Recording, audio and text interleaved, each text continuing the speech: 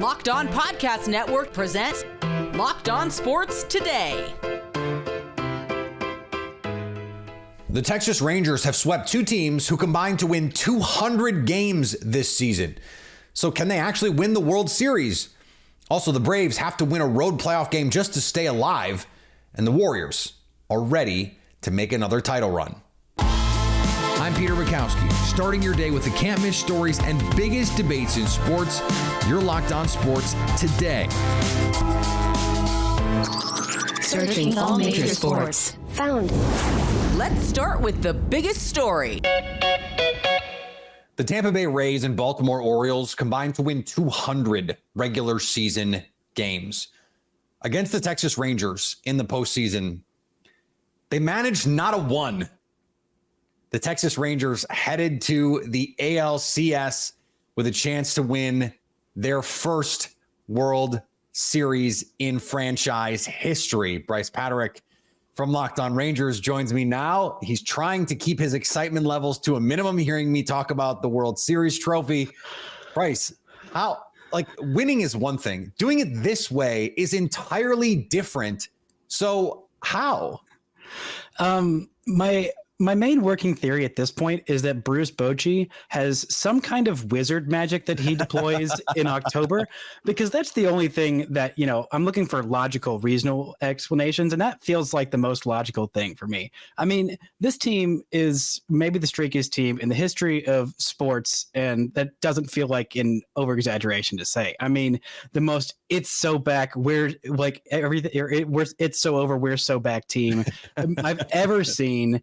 I mean, my goodness, this team is clicking on all cylinders. And there was a lot of talk of, oh no, the Rangers only won 90 games. But you look at their run differential, they're plus 165 on the season. That's the second best in the AL. And it's funny, heading into this series, I thought, okay, well, this Orioles team, their run differential isn't as good, but that means they've won a lot more close games. And the Rangers didn't do a great job of that. They did that in game one of this series of a 3-2 win where the bullpen held a 1-run lead in 3 innings, which everyone was like, what the heck just happened? That's not this team.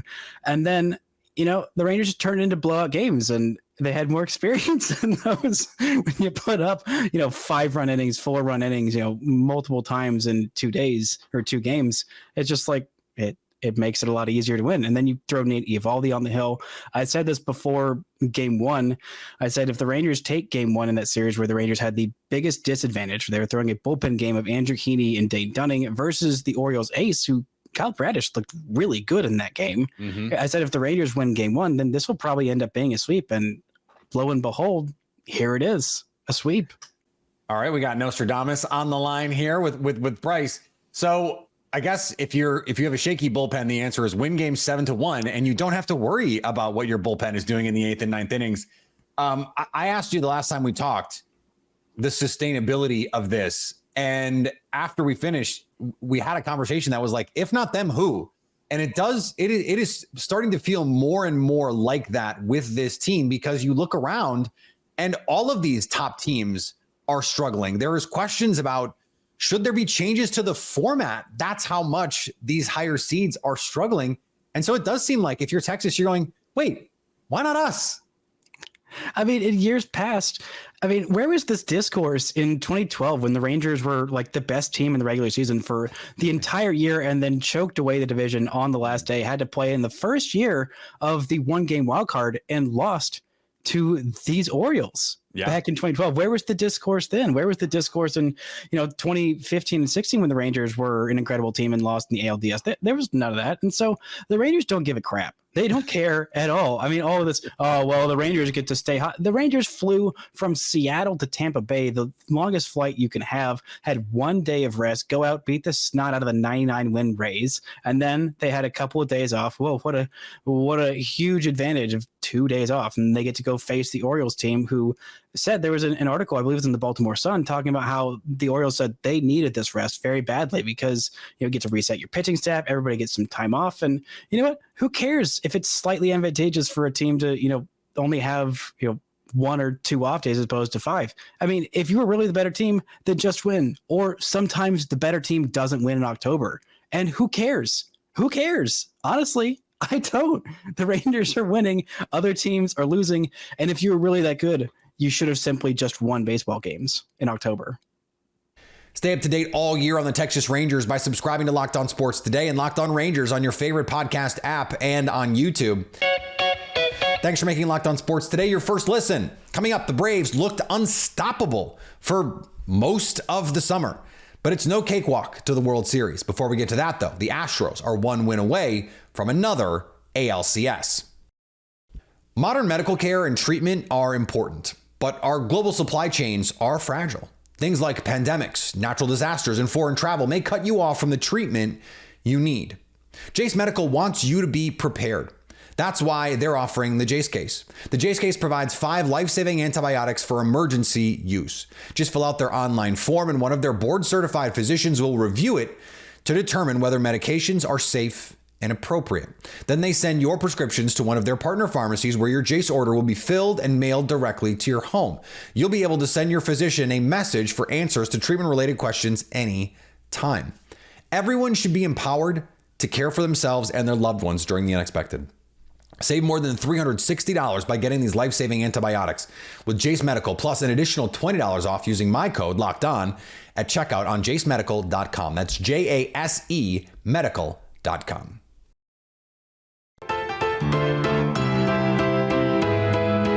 The Astros got their first road win of the ALDS and now have the Twins staring down elimination. This is Eric Heisman here with the Locked On Astros podcast. Your Houston Astros are up 2-1 in the ALDS over the Twins after winning on the road 9-1. Yes, you heard that right. 9-1. They scored 4 runs in the first inning, 3 runs in the 9th inning, and 2 more runs throughout the game. You had multiple home runs. Abreu had 2 home runs. Alvarez had another home run. Is this guy even human?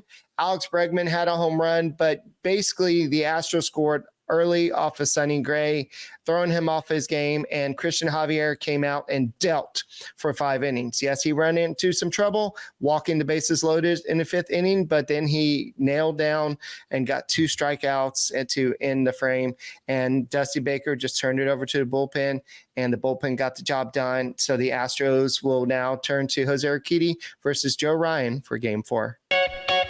The Atlanta Falcons traded for Los Angeles Rams receiver Van Jefferson on Tuesday. As part of the deal, the Falcons sent a 2025 6th-round pick to the Rams for a 7th-round selection in the same year. Jefferson had a career year in 2021 as the Rams made their way to a Super Bowl title. Since then, he's seen his role all but disappear. This year, Puka Nacua and Tutu Atwell emerged as the top pass catchers in LA, and now Cooper Kupp is back. So it was hard to see Jefferson seeing the field very much. So far this year, Jefferson has just 8 catches for 108 yards and no touchdowns. Great. Another player they can throw to instead of Kyle Pitts. Can't wait. The hits for the Minnesota Vikings keep on coming. Justin Jefferson will miss the next 4 games because of a strained right hamstring he suffered Sunday in the team's 27-20 loss to the Kansas City Chiefs. According to a report, the Vikings plan to place Jefferson on IR to ensure that he does not return to the field too early and suffer a setback. Vikings head coach Kevin O'Connell said the team would be cautious with its superstar wideout, and there are some who wonder if Jefferson won't need more than 4 weeks to recover. Given their desperate position in the standings, it is a wonder if the Vikings will be totally out of it when Jefferson is eligible to return. Is this a low-key tank move? Are they in on Caleb Williams? I guess we'll see. And Lakers head coach Marvin Hamm really believes in Anthony Davis's ability to shoot the 3. After Tuesday's practice, Hamm said, "I want him if he can. I know he won't do it, but maybe he'll shock me. But I've requested to see 6 3-point attempts a game." Through 2 preseason games, the big man is keeping up with his coach's call, going 3 for 6 on 3s and 27 combined minutes on limited action against the Golden State Warriors and Brooklyn Nets. For context on just how much of a change this would be for AD, he averaged 1.3 attempts from deep last year. The Atlanta Braves have been part of the story of these high-powered regular season teams having some issues in the postseason so far. They needed a 4-run rally in Game 2 just to square that series with the Phillies, and now they look to take Game 3 in a huge momentum spot. Jake Mastriani from Locked On Braves joins me now. And Jake, what is it about this season where these teams, I mean, we see the Orioles and the Rays, these teams that were killers for the whole season, all of a sudden in the playoffs, they just can't quite find the mojo. Yeah, it's tough. I don't know how to explain it. I definitely think there's something there, and you hate to make excuses, but baseball players weren't meant to have 5 days off like this. I mean, that's longer than the All-Star break. You got to imagine that has some sort of effect on it. And yeah, it's an advantage to avoid that wild card series, but you win that wild card series, you're already in that postseason mind frame. You already have that postseason adrenaline going into that division series. And so I think teams are going to have to figure out a way, to get around this, because certainly you're not going to lose games to try to get in that wild card series. But look, it's pretty evident. Some of these top seeds have come out really flat. And look, the Braves and the Dodgers did it last year too. They both came out flat in that division series after that 5-day layoff. So I don't know what necessarily the answer is to get around it, other than Braves and top seeds just need to step up and play better.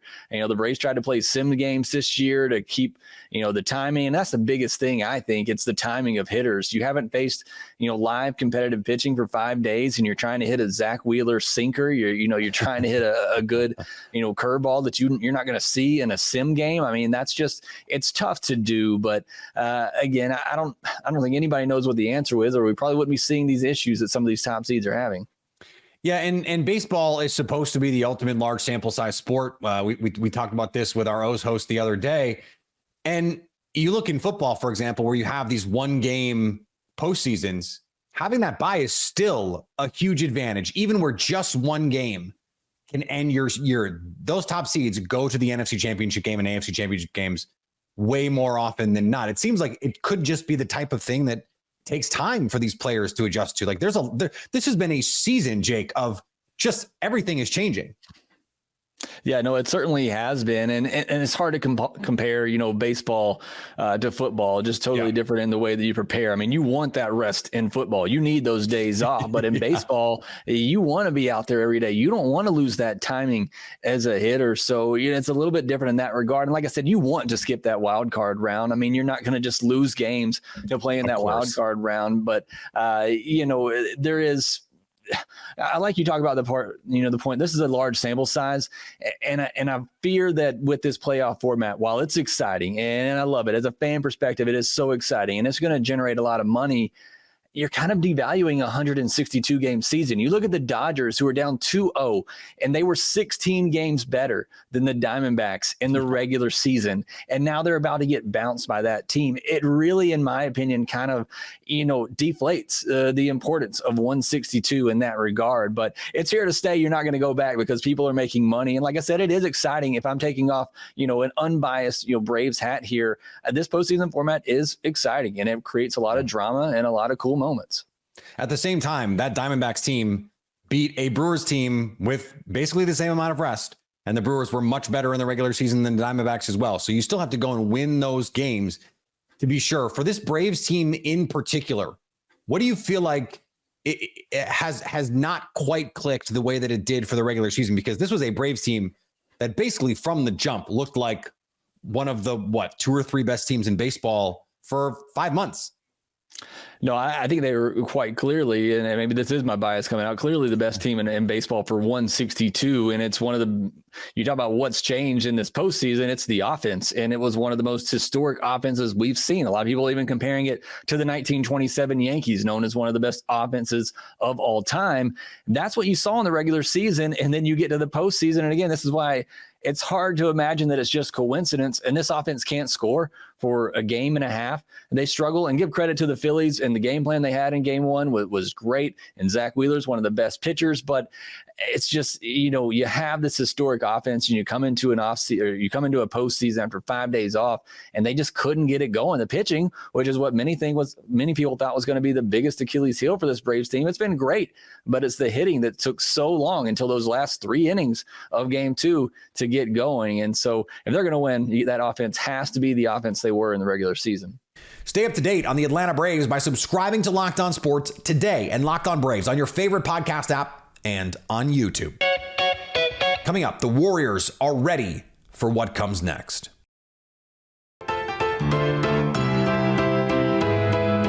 Warriors center Kevon Looney joined Locked On Warriors host Cyrus Satsas and Kylan Mills to discuss Golden State's state of mind heading into the new season.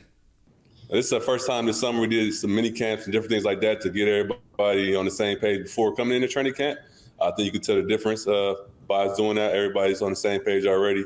The first day of practice didn't feel like the first day of practice, and we still got a lot to grow on the court, but I think we're taking the steps in the right direction, and everybody has the same goal. A lot of folks really excited to see how CP3 would fit in with this group. What has your experience been like now being on the same team as him and getting to interact with him in the locker room? It's been a lot of fun. It's definitely different. We've been going against him for so long, and he's been like our arch nemesis since I've been in the league. So to have him on our side now, it's been pretty fun. He's a great leader. He's real vocal. He talks a lot, so that makes everything easy. But it's been a lot of fun just to learn from him. He has a lot of knowledge, especially in the pick and roll, different things for me that I can learn from and can apply during the season. Of some of the newcomers and the youngsters returning, who has impressed you with the way they've come into training camp? I know in the preseason game, there were a lot of impressive performances from some of the young up-and-coming Warriors players. Throughout training camp, I would probably say JK, Moses, and Gary has been like standouts to me. Not having Gary last training camp and him being here, you can just tell from his intensity, his joy on the court, and just what he brings defensively. It just pops out every time he gets out there on the court. And then just JK and Moses, just seeing their growth from last year. They've been one of some of our better players throughout training camp. You saw that throughout the game. And I'll also shout out the rookie BP. He had a really good first game preseason. It didn't look like he had any nerves, and I know how hard it is to be for your first game to go out there and perform. So he really stood out last game. Where have you seen Jonathan Kuminga grow the most from last season to this season? He grew in a lot of different areas on the court. Just his basketball IQ seemed like he's got a little bit higher. Defensively, he's taking another leap. Last year, I think he kind of, throughout the end of the season, he started taking on the defensive challenge when Wiggs was out. And I think coming into camp, he's been there every day. Whenever Steph gets the ball, he's picking him up full court, who's doing different things like that. And just his leadership on the court. He playing with the second unit. He's being real vocal. He's talking more on defensive end, and he's just taking those strides. And I think it's going to be good for him to do that. We're going to need him this year to go where we need to where we want to go. I think he's been doing it. Kevon, Dub Nation loves you, and rightfully so. I think we all remember when you were first drafted. You weren't drafted as a center. I mean, at least my memory serves, you were drafted more as a wing. And your game's developed tremendously to being one of the elite centers in the game. My first question to you is, are you, in your opinion, a lot of the fans are clamoring for the team to add some size to basically help you out, so you're not oftentimes alone down there battling these elite bigs like Jokic and Anthony Davis. Are you, in your opinion, is the front court deep enough? Do you have enough help? Do you wish the team would maybe bring some more talent to reinforce that front court? What are your thoughts on whether or not you're deep enough in the inside to handle the other elite teams in the NBA? I think we are deep enough. I think the pieces that we added complement what we do. You might not picture them as big centers or bruisers or anything, but adding Dario, adding Trace, drafting Trace and Garuba, adding those type of guys, they might not be the tallest as far as NBA-wise go, but the way that they play and the way the physicality they bring, I think is going to be a tremendous help to our team. Because the year we won it, we was probably the same size. We had Bielitsa and Otto Porter. They're not traditional centers, but they had size. And I think we added those type of guys. I don't know what's going to happen with Rudy Gay, but adding a guy like that, that's perfect for our team. They can play big, and they also can space the floor and do different things. So I think we're deep enough, and we have the size and the speed and the strength to compete with anybody. And at the end of the day, our strength is going to be us playing fast and making teams adjust to the way we play. And I think if we're able to do that and do that at a high level, we're pretty tough to beat.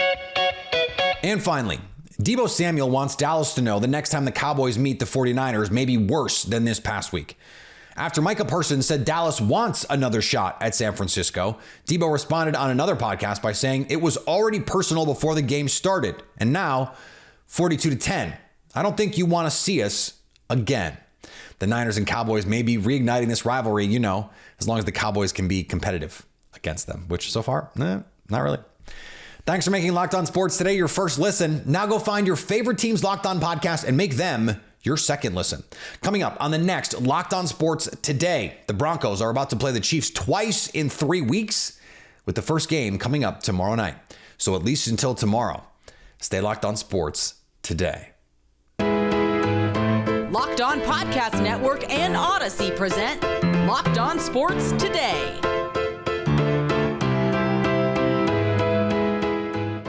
For more episodes of Locked On Sports Today, go to our video on demand. Click on Sports at the top of your screen. There, you'll find past episodes of Locked On Sports Today, plus other Locked On shows on demand.